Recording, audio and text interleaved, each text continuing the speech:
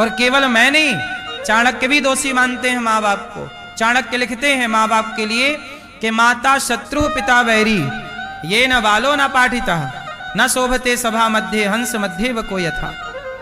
वह माता पिता जो अपने बच्चों को समय नहीं देते, संस्कार नहीं देते, पढ़ाते नहीं, लिखाते नहीं, वो माँ बाप अपने बच्चों के सबसे बड़े दुश्मन हैं।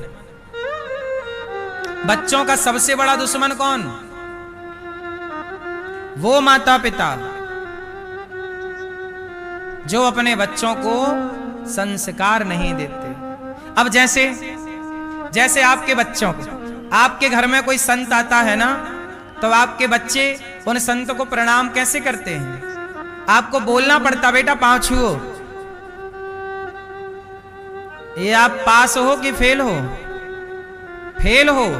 आपको बोलना पड़ा कि बेटा पांव छुओ।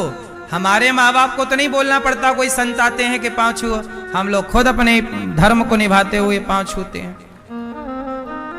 फिर आप इतना तो सिखाओ कि संतों की इज्जत करो बेटा, बड़ों की। पांव, तुम्हारे बच्चों को पांव तक छूना नहीं आता, लेफ्ट हाथ से पांव छुएंगे, क्या खड़े खड़े घुटने तक जाता है। कमर ऐसी अकड़ गई है कि पांव कहां छूते हैं, घुटने ऐसे पांव छूते हैं माँ बाप के, जैसे माँ बाप पर उपकार कर रहे हो। संतों के तो छोड़ दो, तुम्हारा बेटा तुम्हारे ही पांव नहीं छूता। कैसे छूता है तुम्हारा बेटा पांव, बताओ? सिर रखता है पांव में? रखता है तो ठीक है, नहीं रखता तो आपकी गलती है कि आपने बेटे को,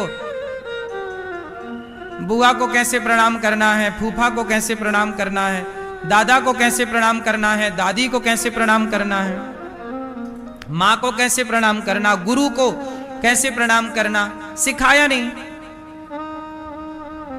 कैसे प्रणाम किया जाता है, नहीं सिखाया। कुछ सिखाया होता, कुछ राम के बारे में सिखाया होता, कुछ कृष्ण के बारे में। आपके बेटों को पता है कि श्रवण कुमार कौन है? आपके बेटों को पता है कि हरिश्चंद्र कौन है? नहीं पता तो ये जिम्मेदारी थी किसकी? पहले की दादी नानी कहानियां सुनाया करती थी, कहानियां हरिश्चंद्र की हुआ करती थी, कहानियां किससे? राम की हुए करते थे, कृष्ण की कहानी किससे हुई। इसी बहाने बच्चों को राम कृष्ण का ज्ञान हो जाता था। आजकल कौन कहानियां सुना रहा है? आप अपने बच्चों को कहानियां सुनाती हो? मैया आप सुनाती हो कहानी? कौन सी कहानी सुनाई थी? हैं? Johnny Johnny yes papa? मैया आप कहानी सुनाती हो बच्चों को? पीली मैया नहीं सुनाया करो मेरी माँ। बड़े हो गए, छोटे थे तो सुनाई, छोटे थे तब भी नहीं सुनाई। नहीं सुनाई इसलिए जल्दी बड़े हो गए, सुनाते थे थोड़ा लेट बड़े होते।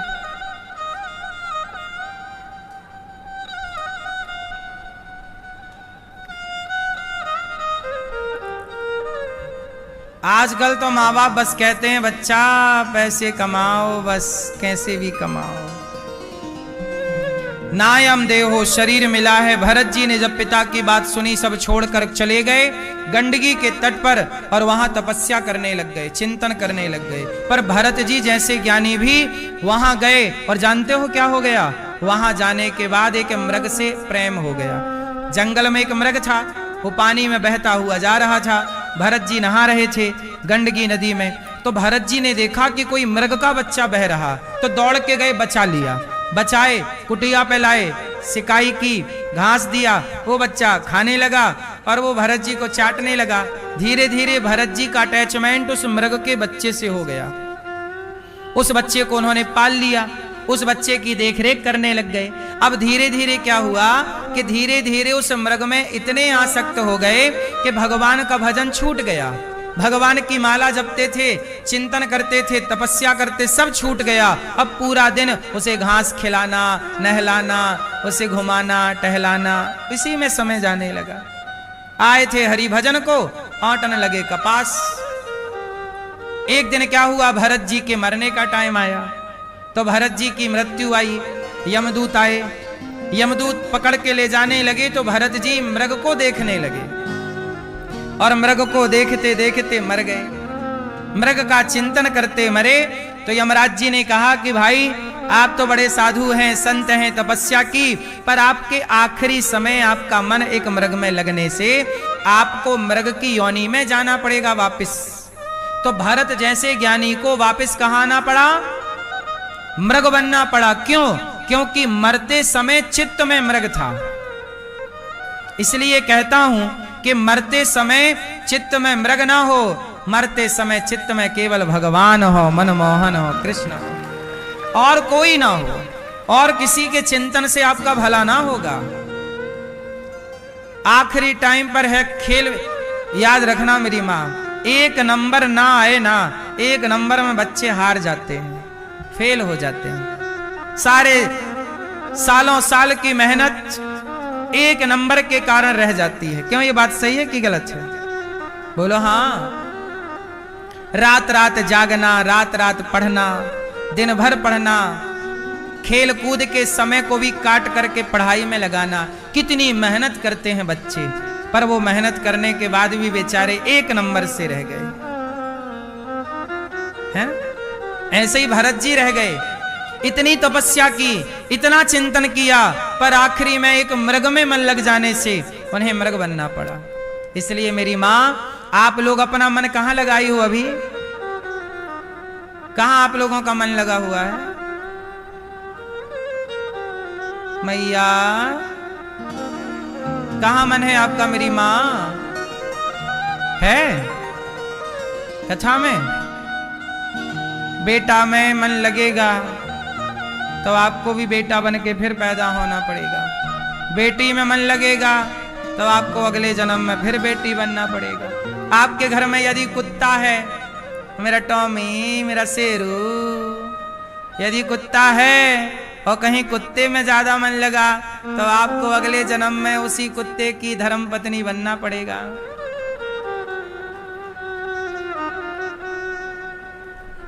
नहीं बनना पड़ेगा? कुत्ते की धर्म पत्नी का नाम क्या है? हाँ वही बनना पड़ेगा।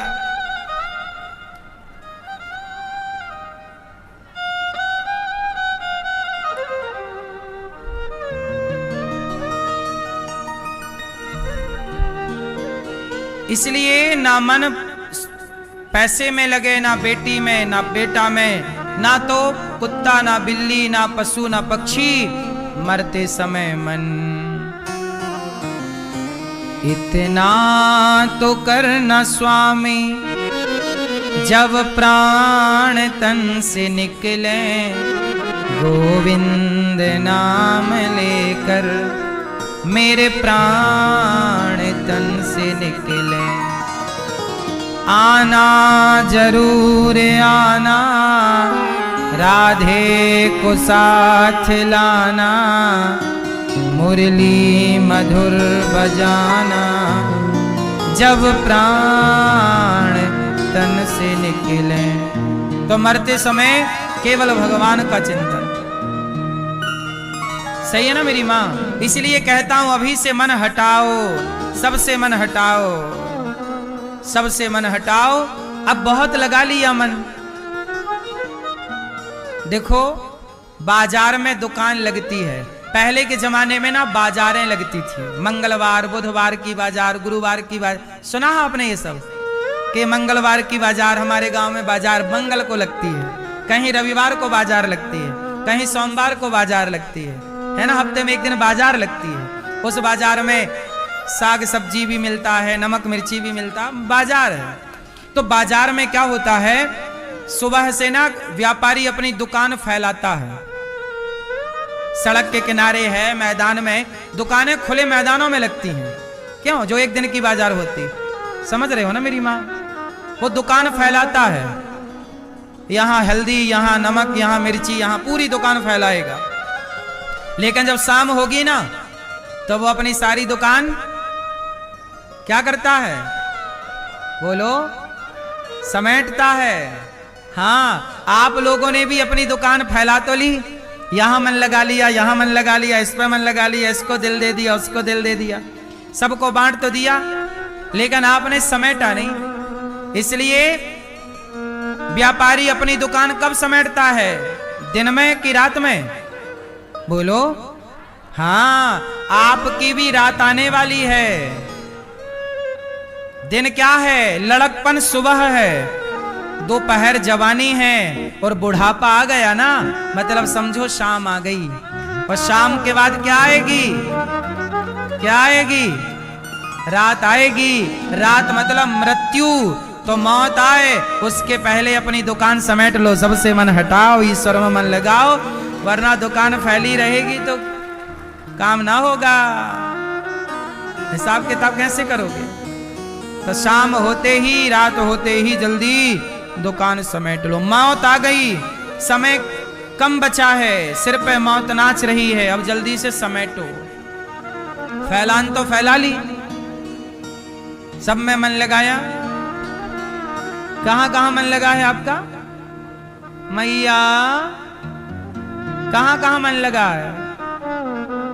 इसमें मन, बेटे में, बेटी में। जैसे किसी के 4 बेटे हैं, तो 4 बेटे हैं और 2 बेटी हैं, या किसी के 2 बेटे 2 बेटी, या 1 बेटा 1 बेटी, तो बेटा में भी मन लगा है और बेटी में भी मन लगा। और बेटा बेटी के जो बच्चे हैं उनमें और मन लगा। दादी बोलती है मेरा पोता मेरे बिना रहता नहीं है। हाँ,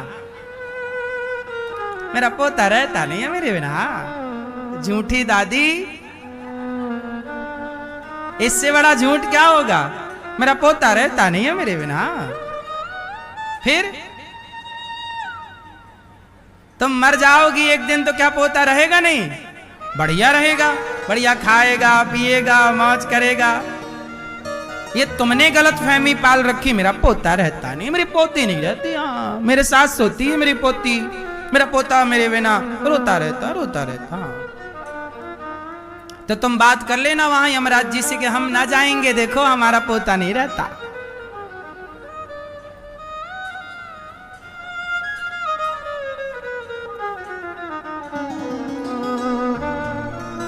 ये सब बंधन हैं, सब लोग रह लेते हैं सबके बिना।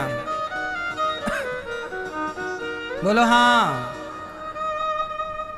कोई आपसे कहे कि हम तुम्हारे बिना नहीं रहेंगे, नहीं जी पाएंगे, ये झूठ है। क्यों? ये सच है। जब आपका ब्याह हुआ था तो आप लोगों ने भी अपने पति से, और आपके पति ने भी तो आपसे यही बोला था, तुम्हारे बिना कैसे रहेंगे अब मर जाती है पत्नी तो दूसरी ले आता है। फिर ये सब झूठी बातें हैं कि हम तुम्हारे बिना कैसे रहेंगे। सबको रहना ही पड़ता है। दादी मरेगी, पोते को रहना पड़ेगा। और पोता को क्या, दादी है गई क्या फर्क पड़ता है उससे? वो तो मस्त खा पी के सो रहा है, तुम ही उलझी हो, गति तुम्हारी बिगड़ेगी। इसलिए मेरी माँ, ये उम्र, बाल पक गए, बुढ़ापा आ गया, दुकान समेटने का टाइम है, फैलाने का टाइम। मन भगवान में लगाओ। भरत जी ने मृग में मन लगाया, क्या गति हुई? मृग बन के आना पड़ा। अब मृग बन के जंगल में, उसी जंगल में घूम रहे हैं। वो जगह देख रहे हैं कि इस जगह में बैठ के हम तपस्या किया करते थे, हमने मृग में मन लगा लिया, लो हम भी मृग बन के आ गए। अंते यामति सागति। अब देखो,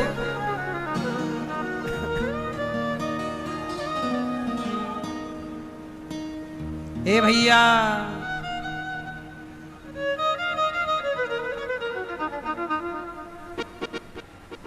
भरत जैसे ज्ञानी तीसरा जन्म लेते हैं। मृग का शरीर छोड़ा और तीसरा जन्म क्या लिया? फिर मनुष्य बने। और जब मनुष्य बने तो भरत जी ने अब किसी से कोई बात नहीं की, चुप रहे चुप रहे चुप रहे। नाम पड़ा जड़ भरत। क्या नाम पड़ा? जड़ भरत नाम पड़ा। मूर्खों की तरह व्यवहार करते रहे। वो समझ गए ना कि ज्यादा बोलेंगे तो फंसेंगे, ज्यादा संसार में फंसे रहेंगे। तब भरत जी ने कोई बात नहीं की। भाइयों ने कहा जाओ खेत में धान बो दी है, चिड़िया उड़ाना। तो भरत जाए, चिड़ियों से बोले राम जी की चिड़िया, राम जी का खेत, खाओ री चिड़िया भर भर पेट खाओ। भरत जी को घर से निकाल दिया। जंगल में एक जंगल के राजा ने भरत जी को देवी के मंदिर में बलि चढ़ाने के लिए झुकाया। भरत जी झुक गए। भद्रकाली खुद प्रकट होकर उन दुष्टों का दमन करती हैं, भरत जी की रक्षा होती है। और सिंधु सौवीर देश का एक राजा पालकी पर चढ़ के सत्संग करने जा रहा था। उसका एक कहार बीमार पड़ गया तो भरत जी को अपनी पालकी में लगा लिया। भरत जी राजा रहुगण की पालकी लेकर चले और चींटी कोई आ जाए, कोई जीव आ जाए तो भरत जी छलांग लगाते हैं कि मेरे पांव के नीचे कोई जीव हत्या ना हो जाए। एक बार छलांग मारी तो राजा रहुगण के सिर पे पालकी टकराई। तो राजा रहुगण बोला क्यों रे, कौन उछल कूद कर रहा है? कहारों ने बताया महाराज ये नया नया भर्ती हुआ है बिना इंटरव्यू का, यही उछल कूद कर रहा है। तो उसको बोला कि समझाओ। समझाया, भरत जी फिर भी ना माने। राजा बोला अब मैं तुझे मृत्यु दंड दूंगा। अब मैं यहां थोड़ा ज्ञान की, भरत जी ने जो ज्ञान रहुगण को दिया वो जरा सा मैं आपको प्रसंग सुना दूं और मैं आपसे कुछ सवाल पूछूंगा, फिर आपको उसका उत्तर मिलेगा जिससे आपका ज्ञान और बढ़ेगा। अब बहुत सा मैया भैया ए लाला, यहां तुम खड़े काहे हो जाते हो, बैठ जाओ मेरी माँ।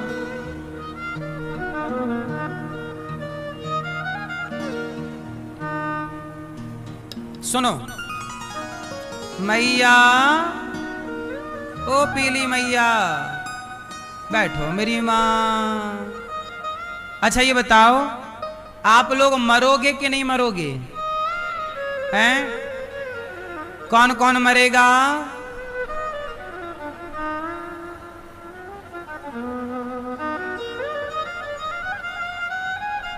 अच्छा हम आपको अमर बना दें तो? आप कहो तो आज हम आपको अमर कर दें, बना दें। किस किस को अमर होना है? चलो होना सबको है। मैया बोल नहीं पा रही है। अमर होना है आपको? सुनो आज हम आपको अमर कर रहे हैं। अच्छा आप लोग कह रहे हैं हम मर जाएंगे, ये आप सच बोल रहे हैं कि झूठ बोल रहे हैं? हैं? ये भी झूठ है। आप कह रहे हैं हम मर जाएंगे जबकि आप कभी मरते ही नहीं। मैया आप मरती हो? आपने कहा हम मर जाएंगे। कौन मरता है? कौन मरता है? आत्मा मरती है कि शरीर? आत्मा मरती है। आत्मा कभी नहीं मरती। नैनम छिंदंती शस्त्राणी नैनम दहती पावकः। कहां आत्मा मरती है? वासांसी जीर्णानि यथा विहाय। पुराने वस्त्र त्याग कर नया वस्त्र धारण करती है। आत्मा नहीं मरती। अब बात करें शरीर की। बताओ शरीर मरता है कि नहीं मरता? बोलो मेरी मां, शरीर मरता है? शरीर बना है 5 चीजों से, पृथ्वी जल वायु अग्नि आकाश। कितनी चीजों से मिलकर बना है? 5। शरीर 5 चीजों से मिला। पृथ्वी से मिला, पृथ्वी से बना ना शरीर, पृथ्वी जल वायु अग्नि। अच्छा जब आप मरते हो आपकी भाषा में तो आपका पृथ्वी तत्व चिता पे जलते हो ना, तो पृथ्वी तत्व पृथ्वी में मिल जाता है, जल जल में मिल गया, अग्नि अग्नि में मिल गई, आकाश आकाश में और वायु वायु में मिल गई। अब बताओ मरा कौन? भाई 5 चीजों से तो बने थे ना आप लोग, और 5 चीजें 5 में समा गई। बोलो हाँ। घड़ा माटी से बना और टूटा तो माटी का घड़ा माटी में मिल गया। क्या उसे आप ये कह दोगे कि घड़ा मर गया? भाई माटी से बना था, माटी में 5 चीजों से शरीर बना था, 5 चीजों में मिल गया। अब मुझे आप लोग समझाओ कि मरा कौन? कौन मरा? ये भैया बताएंगे, मूंछों वाले भैया, बड़ी बड़ी मूंछों वाले भैया। हाँ बताओ, अरे कौन मरता है? कौन? शरीर का बोला तो 5 चीजों से मिलकर बना है, 5 में मिल जाएगा। पृथ्वी तत्व पृथ्वी में, जल जल में। अब मरा कौन? कौन मरा? मैं। एटीट्यूड, अभिमान, घमंड। घमंड भी नहीं मरता।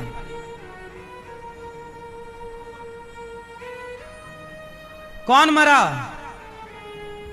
घमंड 2 तरह का होता है। एक तो मैं वाला घमंड, वो तो ठीक है, समाप्त हो गया।